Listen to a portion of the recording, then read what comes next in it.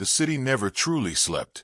Ethan had learned that early, back when he was 22 and fresh out of nursing school, wide-eyed and full of something that felt dangerously close to joy.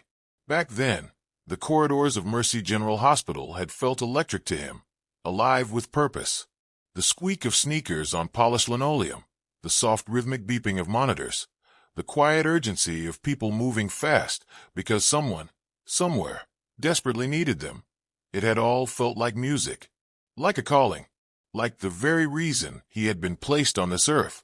That was 6 years ago. Now, at 28, Ethan Caldwell moved through those same halls the way a man moves through familiar fog, present, functional, breathing, but not quite there. His sneakers still squeaked on the same floors. The monitors still beeped. The urgency was still real and alive around him. But somewhere between then and now, the music had gone quiet inside him, replaced by a low, persistent hum of exhaustion that no amount of sleep could fully cure. A hollowness that sat just beneath his ribs like a stone he had learned to carry, but never learned to put down. It was a Tuesday in early November when our story truly begins. The kind of Tuesday that doesn't announce itself. No dramatic weather, no sign from the sky. Just a gray, ordinary morning pressing itself against the windows of a city that had already forgotten yesterday and wasn't yet thinking about tomorrow. 6:47 a.m. The alarm on Ethan's phone didn't so much wake him as it interrupted the shallow, restless half-sleep he had been suspended in for the past hour. His apartment was small, a one-bedroom on the 4th floor of a building on Carver Street, the kind of building that had good bones and bad plumbing and neighbors who played music just loud enough at night to remind you that life was happening on the other side of every wall. The radiator knocked and hissed in the corner like an old argument that never quite resolved. A thin, pale line of gray November light pressed itself through the gap in the curtains, falling across the foot of his unmade bed like a quiet accusation. He lay still for a long moment, staring at the ceiling. There was a water stain up there. He had noticed it the very first week he moved in, nearly 3 years ago now. It was shaped vaguely like a bird in mid-flight, wings spread, going somewhere with great intention.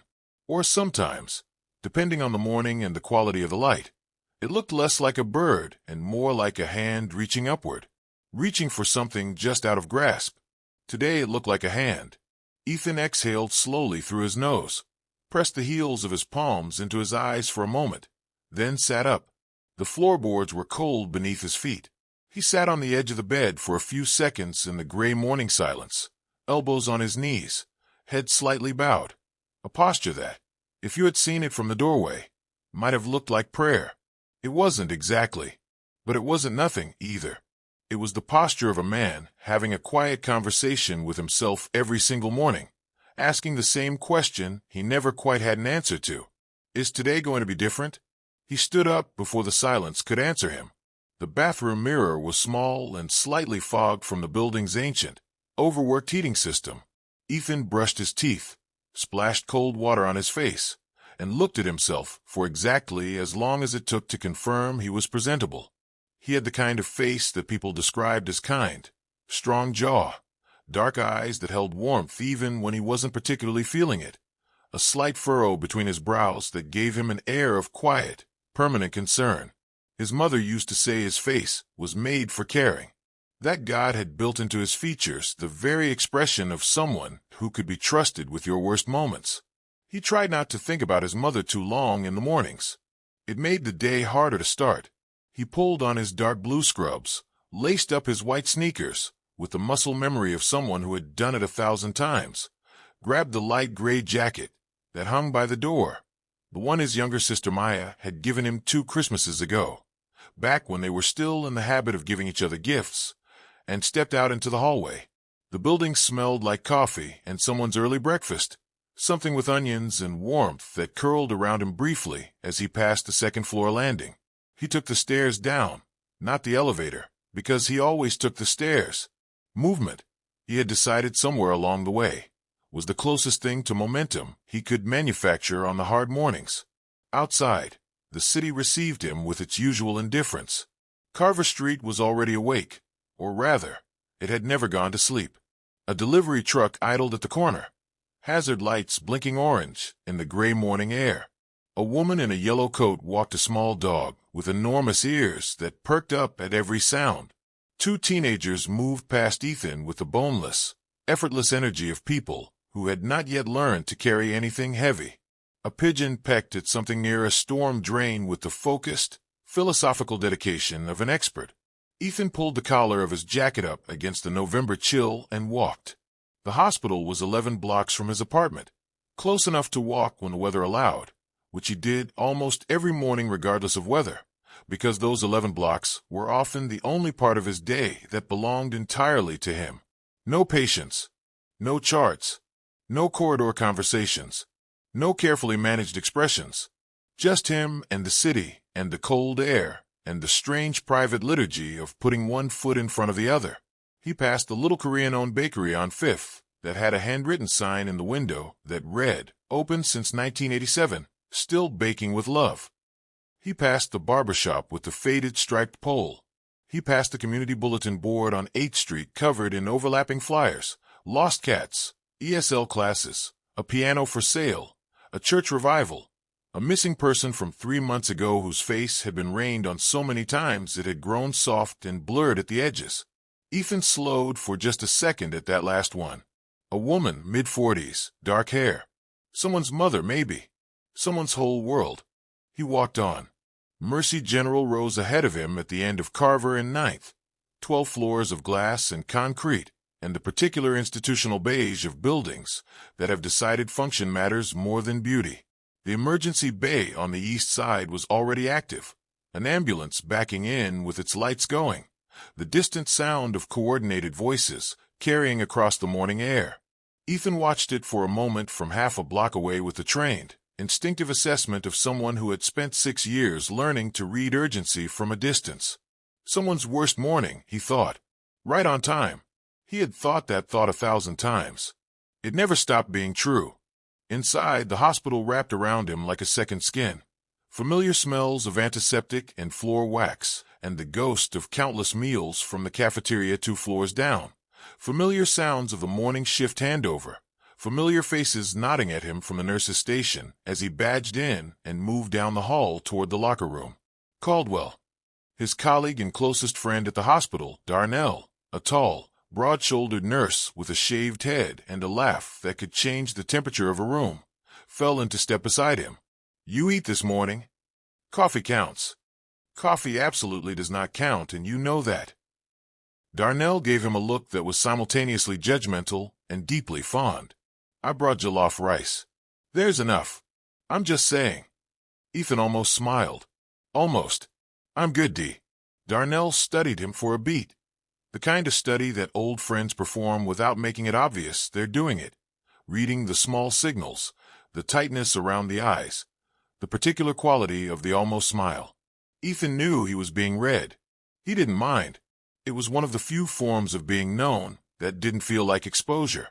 3 weeks, Darnell said quietly, as they reached the locker room door. Ethan's hand paused on the door handle. He didn't turn around right away. 3 weeks. Yes, he knew exactly what that meant, without Darnell having to finish the sentence. 3 weeks since the anniversary of his mother's passing. 2 years now since they had stood in the cold at Riverside Cemetery on a morning not entirely unlike this one, and watched the earth receive her. 2 years since the world had reorganized itself around an absence so large that Ethan still sometimes reached for the phone to call her before the remembering hit him, sudden and breathtaking as stepping off a curb you didn't see. "I'm fine," he said. It was the sentence he had gotten best at saying. Darnell nodded slowly, because he was a good enough friend to know when to push and when to simply stand close. "Okay," he said, "but the rice is there if you want it." The morning shift was relentless in the way only hospital mornings can be. Not dramatic, not the way television makes it look, but relentless in a grinding, accumulating way. Bed checks, medication rounds, patient assessments, chart updates, the 10,000 small acts of attention and care that filled the hours between 6 a.m. and noon without pause or particular ceremony. Ethan was good at his job. Genuinely, remarkably good. Not in the way that got him attention or praise, though he received both, but in the quieter, more essential way of someone for whom care was not a performance, but a reflex. He noticed things. He noticed when Mr. Abernethy in room 412 held his breath slightly when he laughed, and cross-referenced it against his chart, and flagged it before the attending physician had even thought to look. He noticed when the elderly woman in 408, Mrs. Florencia Reyes, 77, admitted for a hip fracture, had been staring at the ceiling for 40 minutes after her family left, and he stopped and sat on the edge of her visitor's chair and asked her not how are you feeling the way everyone did, but what are you thinking about right now? She had looked at him like he had said something remarkable. My garden, she said, after a surprised pause. I keep thinking about whether anyone remembered to cover my roses. The frost comes early some years. What kind of roses? He asked. And for 15 minutes, while the corridor moved and hummed around them, Ethan Caldwell sat with Florencia Reyes and listened to her talk about her garden. The yellow climbers along the back fence, the deep red hybrid teas her late husband had planted the year they were married, the white iceberg roses she grew in pots along the front step. He didn't check his watch. He didn't hover with that professional half-presence that patients always recognize and always hate. He just listened, the way his mother had taught him to listen, fully, with his whole attention, like what the person was saying was the most important thing happening anywhere in the world. When he stood to leave, Mrs. Reyes caught his hand. You're different, she said simply. He didn't know what to say to that. He smiled, a real one this time, and squeezed her hand gently and told her he'd check on her again before the end of his shift. Walking back down the hall, he felt the warmth of that moment for exactly the length of the hallway. Then it faded back into the gray, the way warmth always seemed to do these days, as if something inside him had a leak, as if the good things came in but couldn't quite stay. Lunch break was 12:45.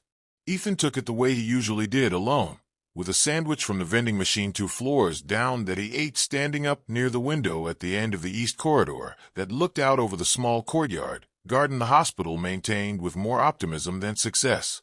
The garden was November bare now, the flower beds turned over, the trees stripped to their architectural essentials, just structure, just bone, waiting for something warmer to come and make them beautiful again.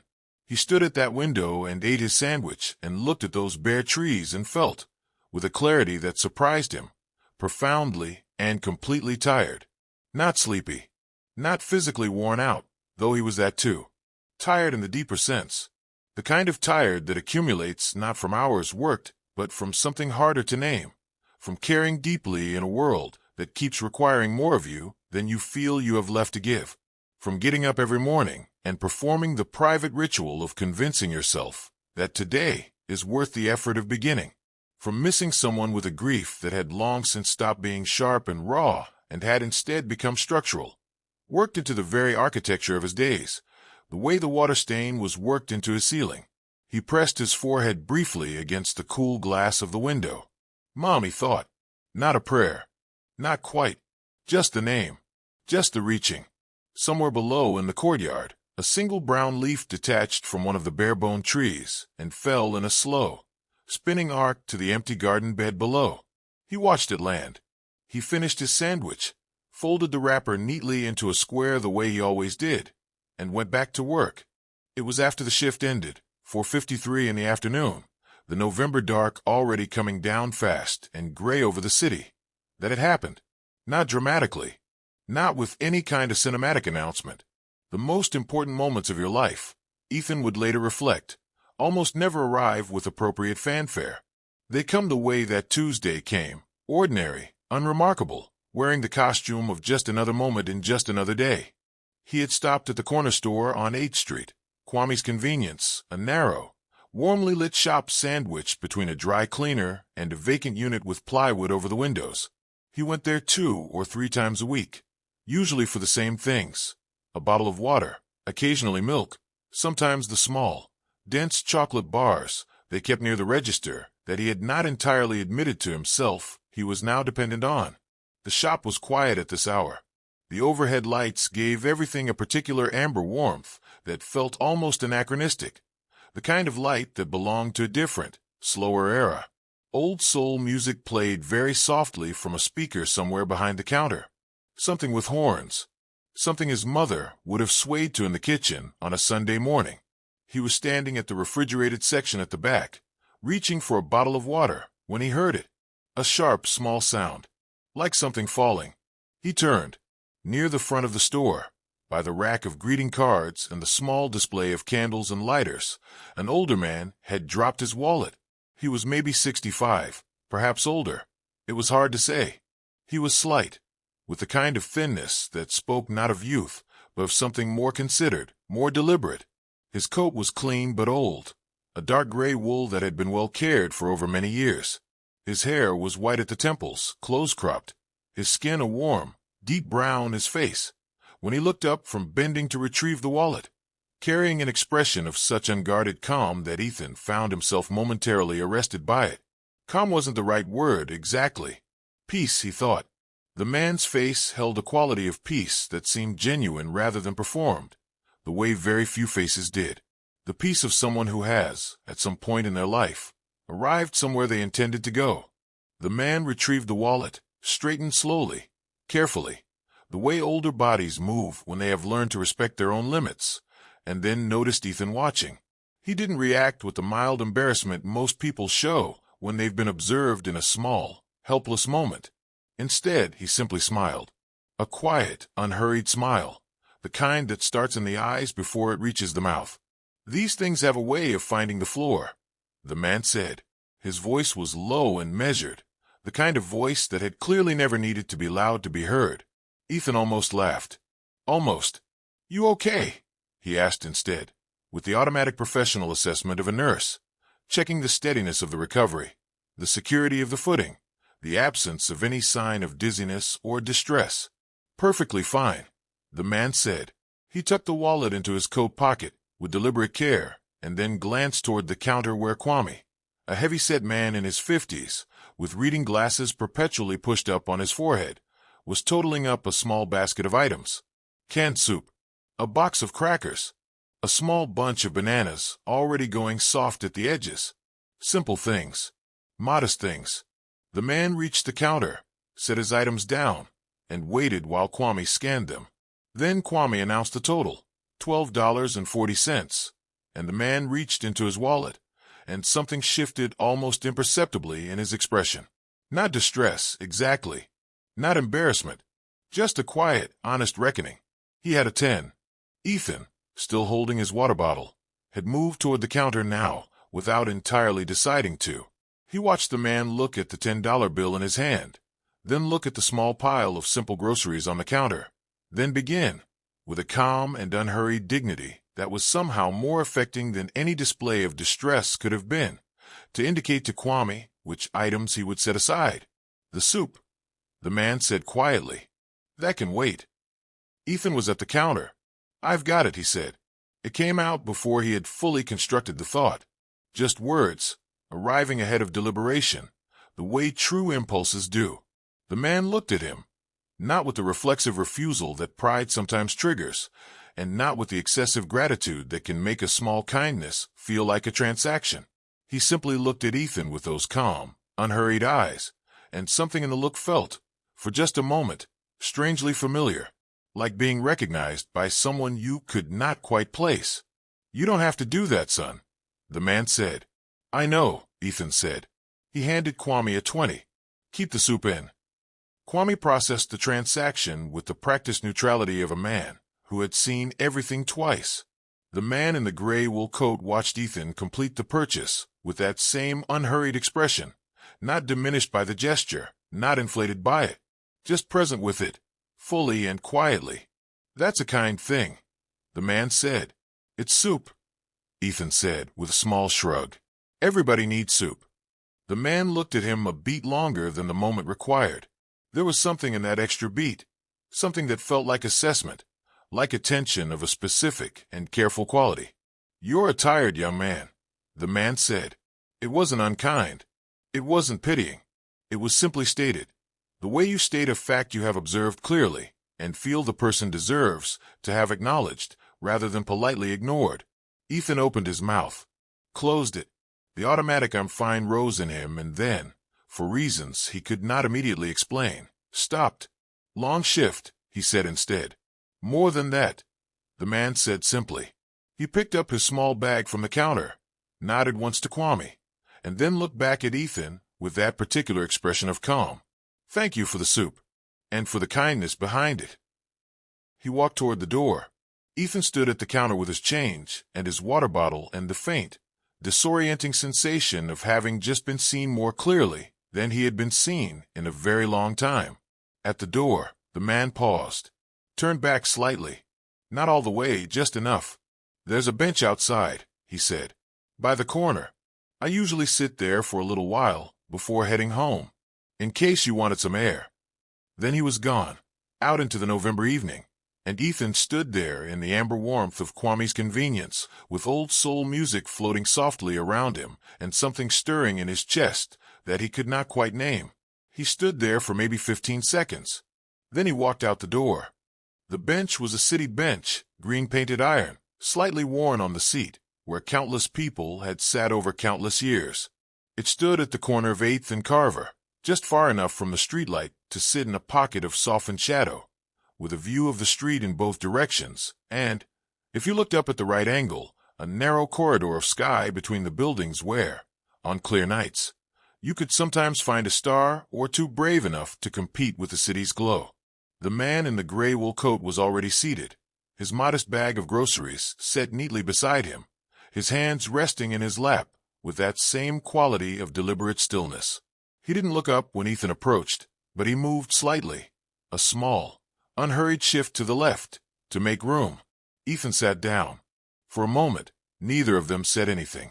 The city moved around them, a car passing, voices from somewhere above, the distant rhythmic beat of music from a window, the smell of exhaust and cold air, and, faintly, from somewhere nearby, the ghost of something frying in garlic. It was the man who spoke first.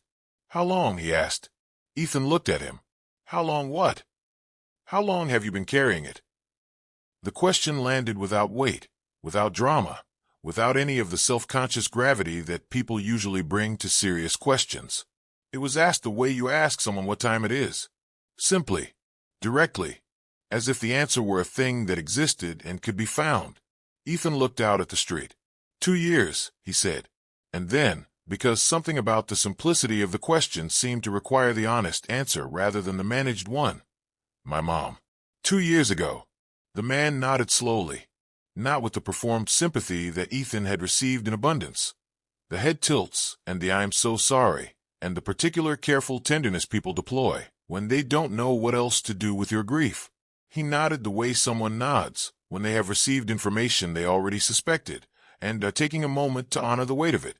What was she like? He asked. Nobody asked that. 2 years of condolences, of casseroles left at the door, of colleagues pausing in hallways to say gentle, well-meaning things, and almost nobody had ever asked him that. What she was like. As if she were a person rather than a loss. As if the most important thing about her wasn't how she ended, but how she lived. Something shifted in Ethan's chest. She was, he stopped, started again. She was the kind of person who made every room feel safer just by being in it. Not loud about it. She didn't take up space in a dramatic way. She had this quality. Like a fire that's been going long enough that the room has fully warmed, you know? You didn't notice it while it was happening. You only realized how warm it had been once it was gone. He hadn't said that out loud to anyone before. He had thought it, many times, in many variations, lying in the dark, walking to work, standing at that east corridor window with his vending machine sandwich. But he had not said it. That's beautifully put, the man said. She was a nurse, too, Ethan said, and felt the familiar ache of that particular truth. The way his path and hers ran parallel all the way to the end. The way he had chosen this work at least partly because of watching her choose it. The way every shift he worked was somehow also a conversation with her memory. 23 years at St. Catherine's, pediatric ward. He paused. She believed that caring for people was a form of worship, that every patient was somebody God was asking you to love on his behalf. The man was quiet for a moment. Then, she sounds like someone who understood something important. She did, Ethan said.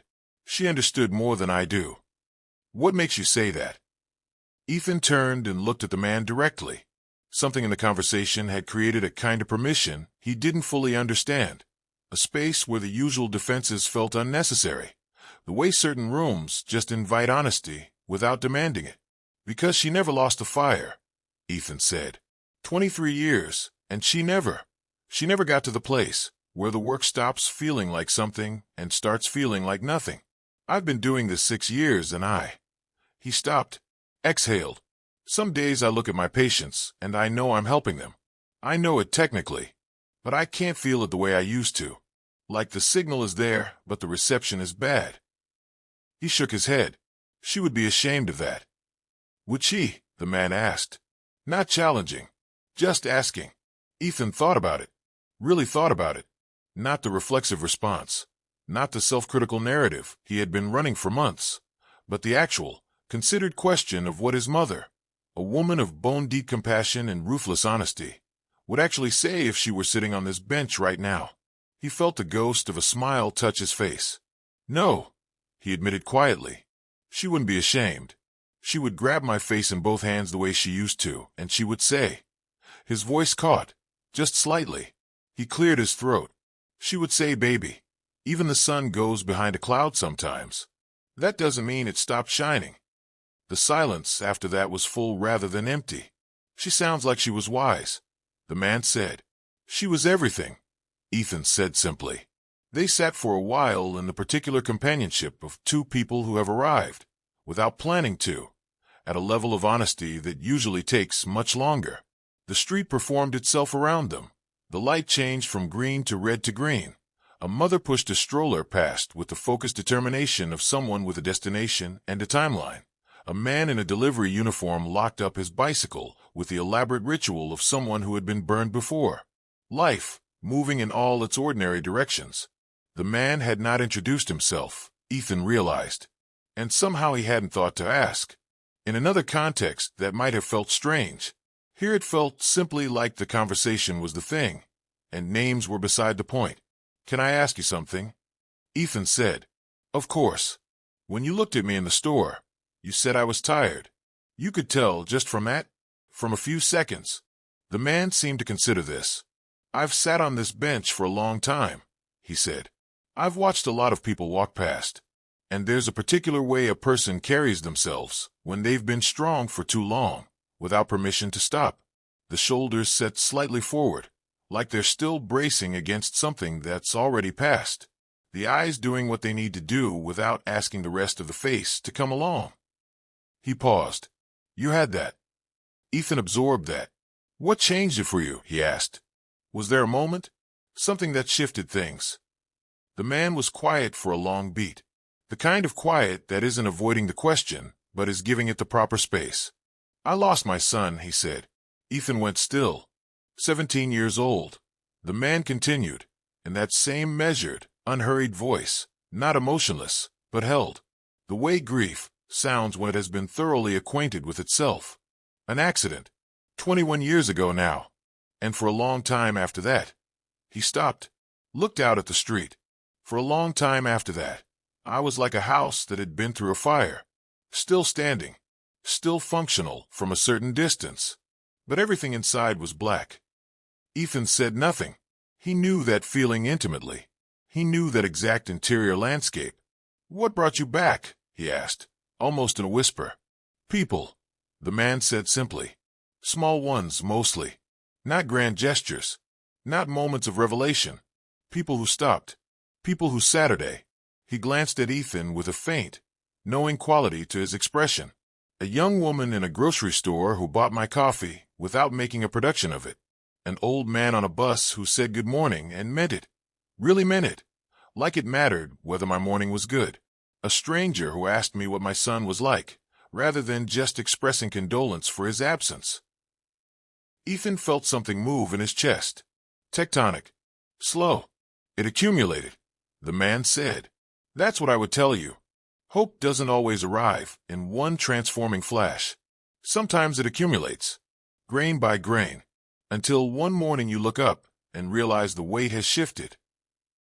The November wind moved through the street, carrying a scrap of newspaper and the cold, clean smell of a city settling into its evening. Above the narrow corridor between the buildings, Ethan looked up and found, impossibly, given the cloud cover of the whole gray day, a single star. Just the one. But there. He looked at it for a long moment. I keep wondering if I chose the wrong life, he said. It was the thing he had never said to anyone. Not to Darnell. Not to Maya. Not to the grief counselor he had seen 3 times, and then quietly stopped calling. Not nursing. I don't mean that. I mean I keep wondering if the life I've built since she died, the routine, the walls, the way I've managed everything so carefully, I keep wondering if I built a life or a bunker. The man listened. A bunker keeps you safe, he said, but it also keeps everything out, including the things that could actually feed you. Ethan turned that over in his mind. The city lights were coming on now, all around them, the amber and white of street lamps and shop windows and passing cars, and the world was doing what it always did, going on, glittering and indifferent and somehow beautiful despite everything. My sister called last week, Ethan said. Maya. She's 24, lives in Charleston now. She left right after Mom died, just went. I always told myself I understood, that it was her way of coping, but the truth is I was angry about it. I am angry about it. She left and I stayed and I handled everything, and then she calls me 7 months later like... He let out a long breath. I haven't called her back. How long ago did she call? A beat. A week. The man made no sound of judgment. Just, what do you think she was trying to say? I don't know. What do you hope she was trying to say? Ethan closed his eyes for just a moment. Behind them, he saw Maya at 16, sitting on the kitchen floor of their mother's house, laughing so hard at something their mother said that she couldn't breathe. Maya at 20, fierce and restless and searching for something that never quite seemed to be where she was looking. Maya at 23, standing at the graveside with sunglasses on even though the day was overcast, her jaw set with the particular tightness of someone who has decided that if they don't look directly at the thing can't fully be real. I miss you, he thought. I think she was trying to say I miss you. I think she was trying to say she's sorry, he said, and that she misses me. Then perhaps, the man said gently, that call deserves an answer. They sat for another 20 minutes as the evening deepened around them. The man talked, not extensively, not in the way of someone unloading, but in the measured, carefully chosen way of someone sharing only what is necessary and trusting that it will land where it needs to. He talked about his son, not about his death, but about his life, about how the boy had been obsessed with astronomy, had kept a battered star chart under his bed, had made his father lie in the backyard with him on clear nights and learn the constellations by name, one by one, summer after summer. He said the stars were God's way of leaving the light on. The man said, so we could always find our way home in the dark. Ethan looked back up at his single star. Still there. What's your name? Ethan asked finally. The man smiled. That quiet, unhurried smile that started in the eyes. Joseph, he said. Ethan. They shook hands with the formality of people who have already skipped past formality and are now circling back to it with affection. You're going to be all right, Ethan, Joseph said.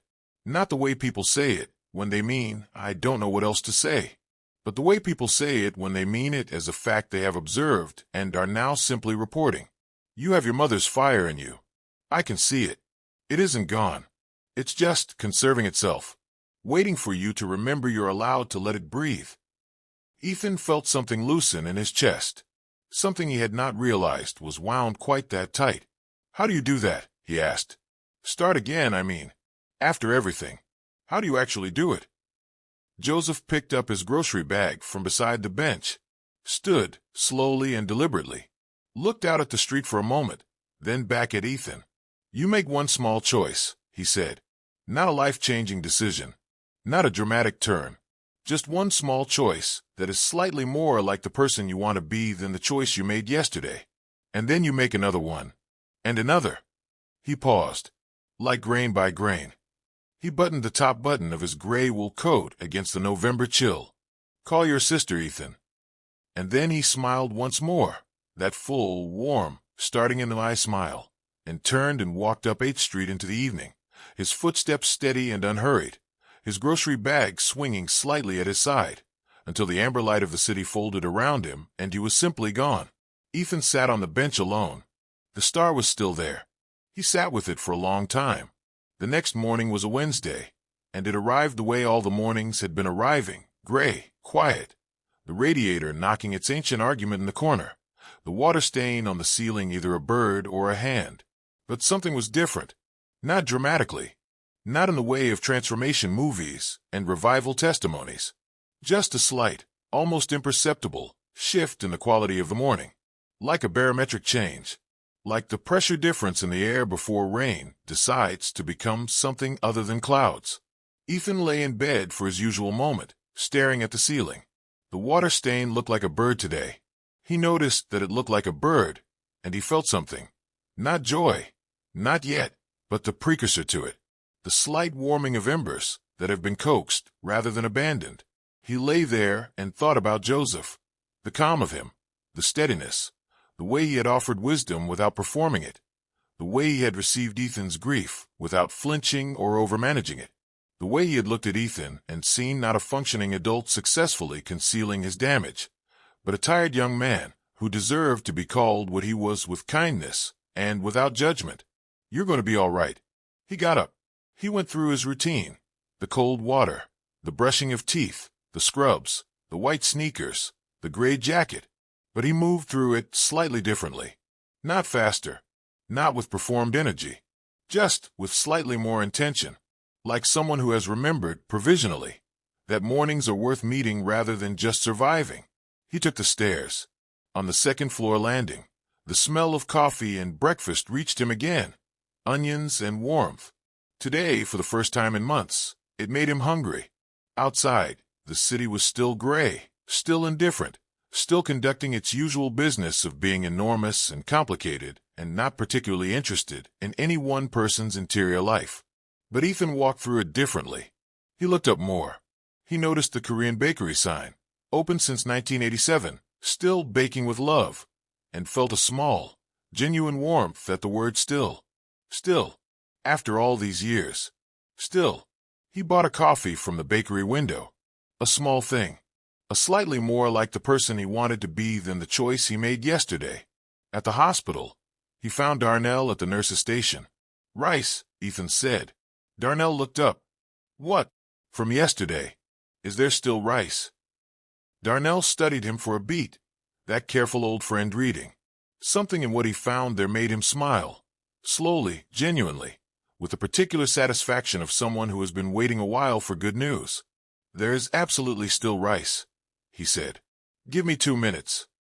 They ate in the break room, Darnell's jollof rice, warm and rich and fragrant with tomato and spice, and Ethan ate it with genuine appetite for the first time and longer than he could honestly remember.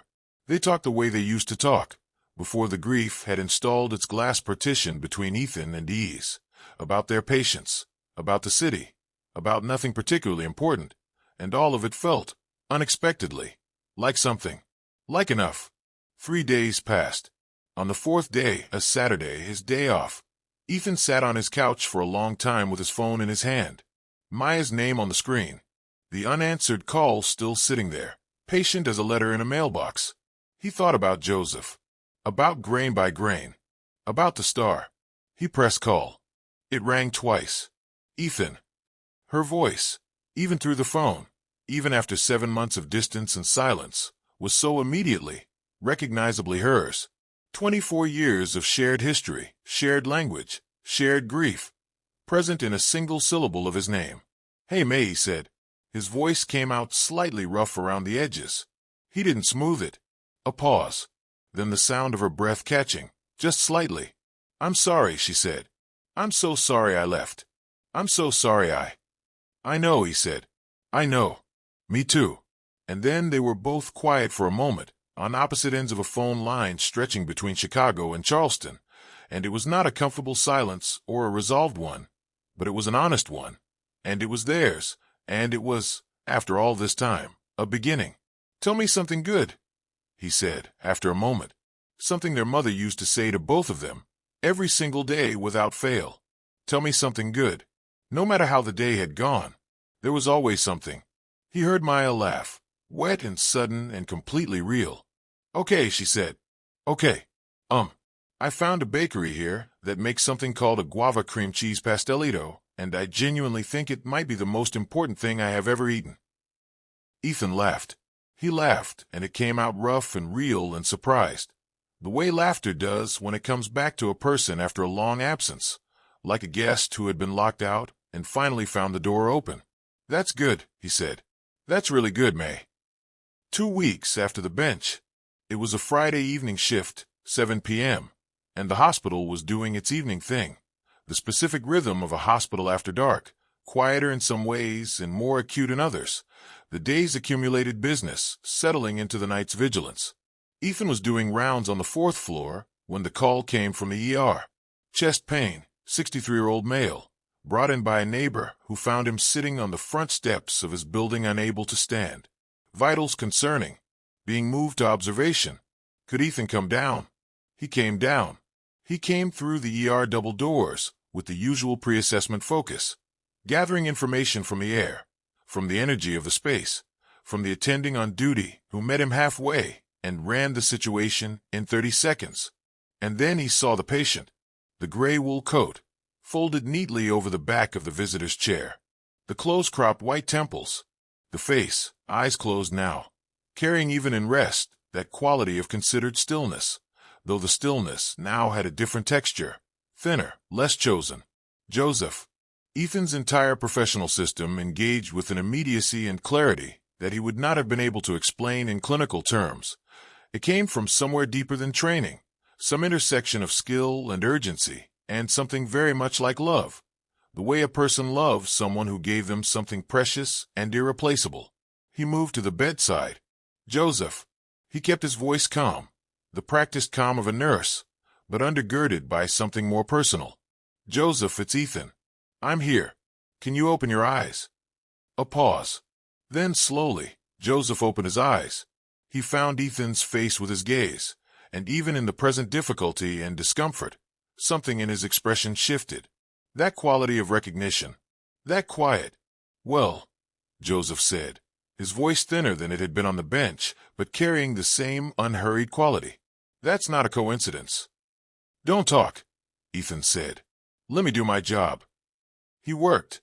He worked with every particle of skill and attention he had, coordinating with the attending, monitoring the vitals, communicating clearly and precisely, and with the kind of focused care that transformed itself, in the best moments, from profession into something more fundamental. He stayed by the bedside longer than strictly required. He made certain that every detail was correct, every protocol followed, every comfort attended to. At one point, while the attending was consulting with cardiology by phone, Joseph reached out and found Ethan's hand. His grip was weaker than Ethan would have liked, but it was present. It was deliberate. Don't be afraid, Joseph said quietly. For me, I'm not. I know, Ethan said, and his voice was steady, but something behind his eyes was not, and he did not try to hide it. But I prefer you stick around anyway. Joseph almost smiled. Bossy, he said faintly. Ethan squeezed his hand. Occupational habit. The cardiology team determined it was a significant arrhythmia, serious, requiring intervention, but not the catastrophic event it might have become if he had been found later or brought in slower. The neighbor who found him, it turned out, had called the ambulance the moment something felt wrong, something in his face. She told the intake nurse. Something that didn't look right. The margins, as they so often were, had been thin. The outcome, barring complications, was cautiously good. Ethan sat in the corridor outside cardiology for a few minutes after they had taken Joseph through for monitoring and initial treatment. He sat with his elbows on his knees and his hands loosely clasped between them and looked at the middle distance. He thought about the bench, about the evening, the single star, the grocery bag swinging, about I usually sit there for a little while before heading home, in case you wanted some air, the casual, deliberate generosity of that invitation, asked with no expectation of anything in return, simply held out like a hand. He thought about the soup. $12.40. The way the most important moments of your life arrive without appropriate fanfare. He thought about his mother. He thought she would love this man. He thought she sent this man. Now, he knew that was a thought that would strike some people as sentimental, even irrational. He was a nurse, after all, a scientist of the body, a practitioner of evidence-based care. He was not, by profession or by temperament, given to the dramatic and the mystical. But there are moments in a life when the rational architecture simply cannot contain what has happened, and this was one of those moments. He sat in the corridor and felt, with a completeness that he had not felt in 2 full years, the presence of his mother. Not as a vision, not as a voice, but as a warmth. The way a room holds warmth after a fire has been burning in it for a long time. Bone deep and real. Even the sun goes behind a cloud sometimes. That doesn't mean it stopped shining. He put his face in his hands for a moment. Not in despair, the opposite of despair, actually. The way a person covers their face when something overwhelms them, not with sadness, but with the sudden, flooding weight of gratitude. He stayed like that for a full minute. Then he sat up.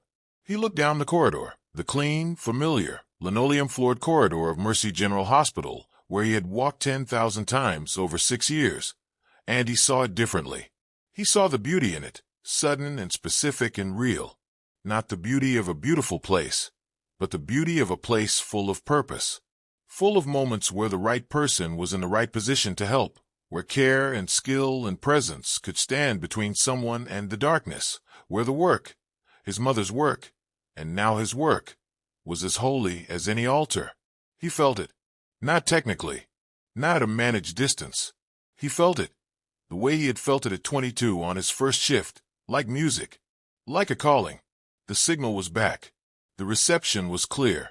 He went back to work. He finished his shift. He stopped by Joseph's room one last time before he left, and found him stable, monitored, propped slightly upright against the hospital pillows, with his eyes open and that inimitable expression of considered peace back in place. Thin at the edges, but present. "How are you feeling?" Ethan asked, pulling the visitor's chair close. "Like a man whose heart needed a strong talking to," Joseph said. "I've given it one. We've reached an agreement. The cardiologist will be by in the morning," Ethan said. "She's excellent. You're in good hands." "I'm in your hands right now," Joseph said. "That's more than good enough." The words landed somewhere deep and stayed there. Ethan sat with him for a few minutes more. They didn't talk about much, just small things, comfortable things. Joseph asked about Maya, and Ethan told him about the phone call, about the guava pastelito, about the laughing. Joseph's expression as he listened was warm and satisfied, the expression of someone for whom this news was exactly what they had hoped to hear. "You called her," Joseph said. "I called her." "Good man." Ethan stood to leave. Pulled on his gray jacket, Maya's gift, 2 Christmases ago. He stood for a moment at the bedside. "Joseph," he said, "why did you invite me to sit down? That evening. You didn't know me. I was just someone who bought your soup." Joseph was quiet for a moment. "My son used to say," he said, "that you can tell the people who need to be seen, that they carry it on them like weather. He said the kindest thing you can do for a person like that is just stop. Sit with them. Let them know the world sees them." He looked at Ethan with those calm eyes. "You saw me in the store, Ethan. You stopped for a stranger. You offered without agenda." He paused. "I simply returned the gesture."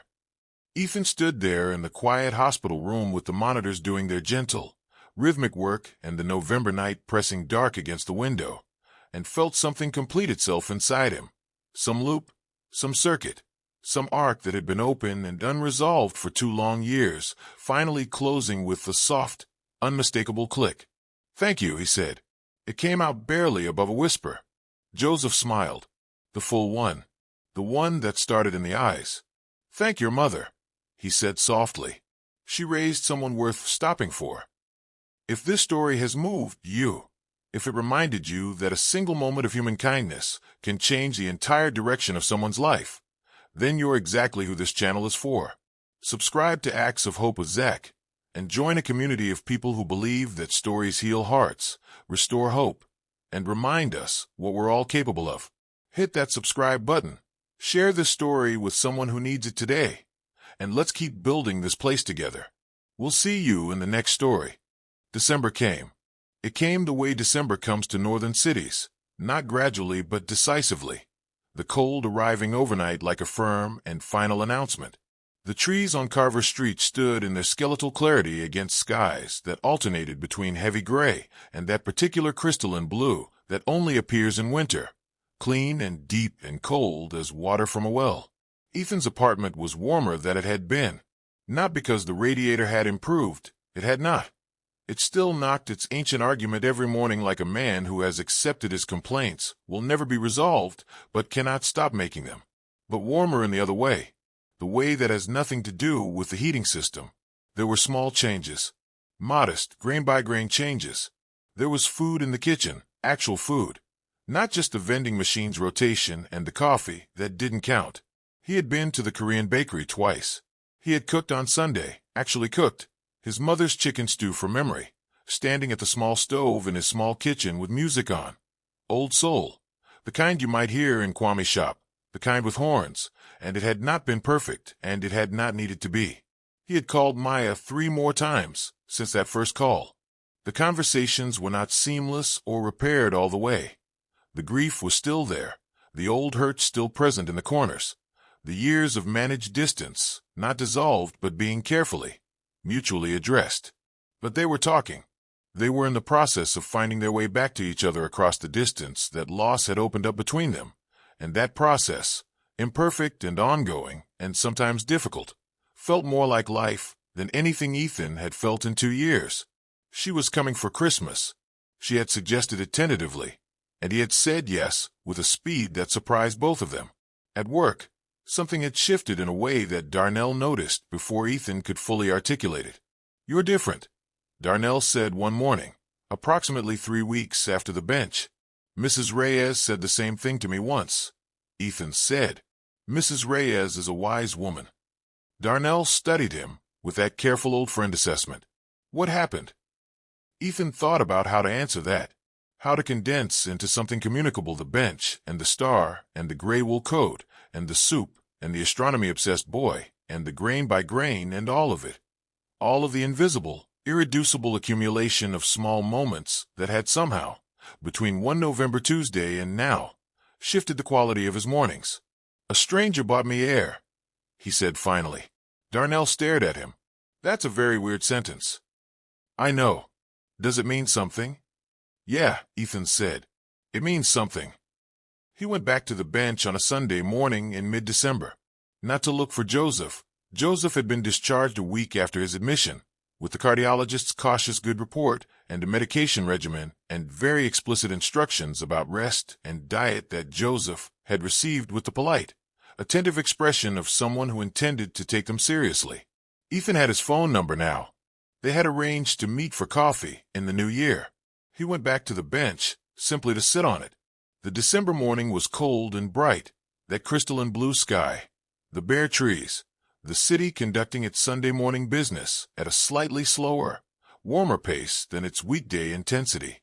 A child across the street was attempting to ride a bicycle with new and imperfect confidence, wobbling bravely, a parent running alongside with hands hovering, not quite touching but ready.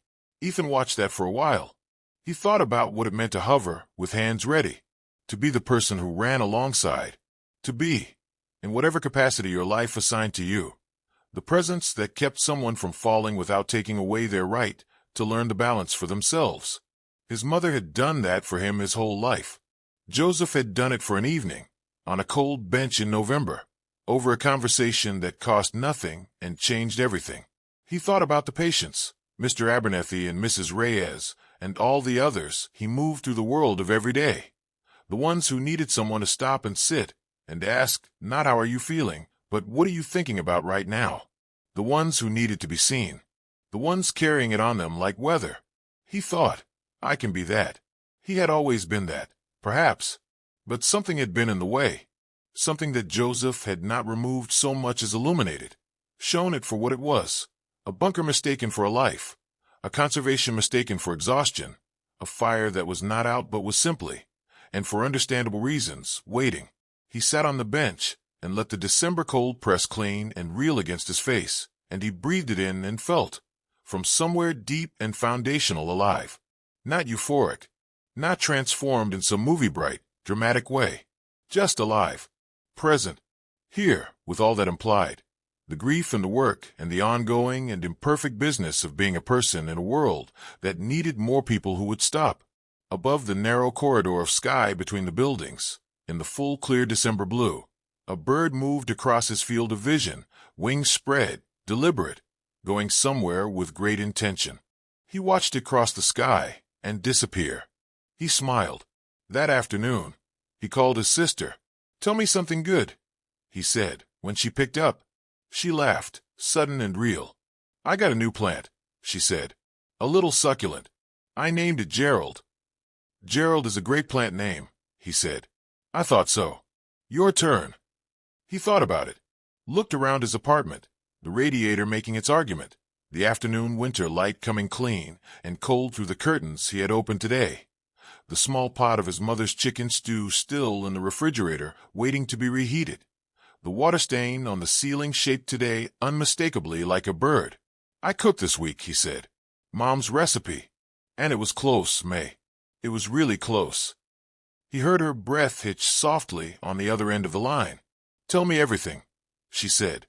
And so he did. Weeks later, on the last night before Maya arrived for Christmas, Ethan stood once more at the east corridor window at Mercy General.